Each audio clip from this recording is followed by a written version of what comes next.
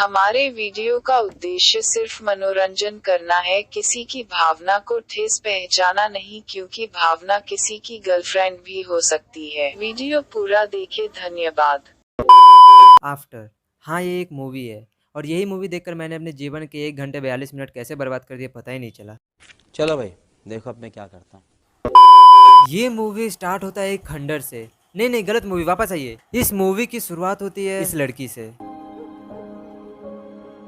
ये है टेसा, इस मूवी की मेन कैरेक्टर। ये पढ़ने में बहुत तेज, होनहार और सुंदर हुस्न की परी। हुस्न परी तुम जाने जहां, तुम सबसे हंसी तुम सबसे जवान।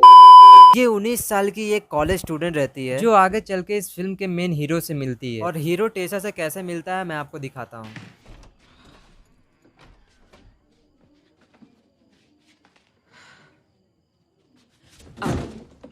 Excuse me? I think that you're in the wrong room. I'm in the right room. यही कांड अगर ये इंडिया में किया होता ना तो इसके साथ ये होता। अरे यार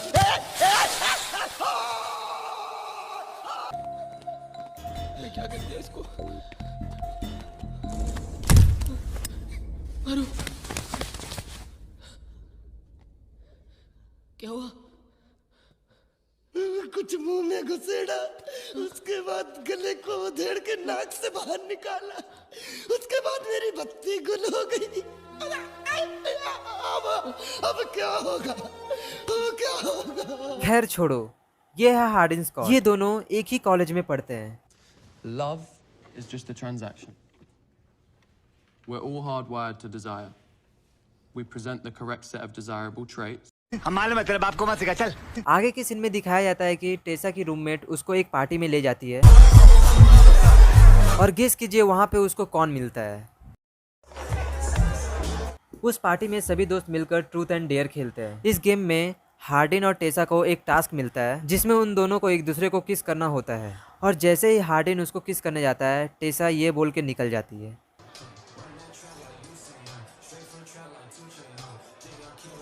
I'm done playing this game.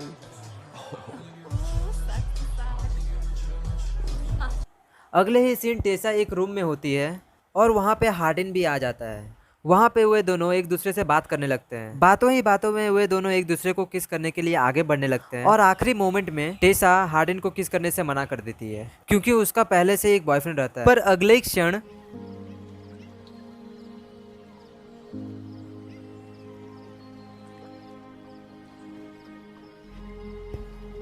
अभी टेसा को उस बेचारे की याद नहीं आई। मैं पागल हूँ। और ये लोग यही नहीं रुकते, इनकी प्रक्रिया और आगे भी जाती है।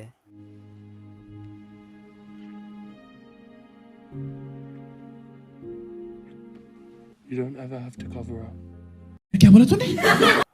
और इसी बीच टेसा के बॉयफ्रेंड को उन दोनों के बारे में पता चल जाता है और वो टेसा से ब्रेकअप कर लेता है और आगे चलकर टेसा और हार्डिन रिलेशनशिप में आ जाते हैं और एक साथ रहने लगते हैं। कुछ दिन ऐसे ही बीत जाने के बाद एक दिन टेसा अपने रूम में बुक पढ़ रही होती है और हार्डिन का फोन वहीं पे पड़ा हुआ रहता है और तभी उसके फोन में लगातार नोटिफिकेशंस आने लगता है। नोटिफिकेशंस का आवाज सुन के टेसा के मन में थोड़ा सा क्यूरियोसिटी जागने लगता है और वो हार्डिन के फोन को चेक करने लगती है। यह देखकर टेसा हार्डिन से सवाल करने लगती है। हार्डिन उसको कुछ न बताते हुए वो रूम से निकलने लगता है और जाते वक्त वो यह कहता है, Do you trust me?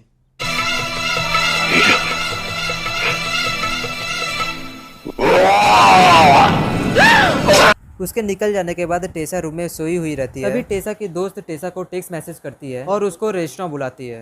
Tesa के वहां पहुंचने के बाद उसकी दोस्त उसको एक वीडियो दिखाती है जिसमें हार्डिन स्कॉट ये बोल रहा होता है, Looks like Harden Scott just got his first rejection.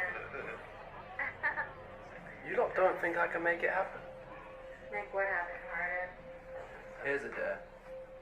Make her fall in love with me. And then I'll just turn it off. और ये वीडियो देखकर टेसा वहां से निकल जाती है और दौड़ के अपनी माँ के पास जाती है सॉरी बोलने के लिए, क्योंकि उसकी माँ उन दोनों को छुपन छुपाई खेलते हुए रंगे हाथ पकड़ लेती है। यह देखकर टेसा की माँ उसको हार्डिन से दूर रहने के लिए बोलती है, लेकिन टेसा अपनी माँ का कहना नहीं मानती और उससे इनकार कर देती है। थोड़े दिन बीत जाने के बाद हार्डिन उसको सॉरी का एक लेटर भेजता है। टेसा वो लेटर पढ़ते पढ़ते जंगल की तरफ निकल जाती है और उसके पीछे पीछे हार्डिन भी आ जाता है और टेसा के पास बैठ जाता है।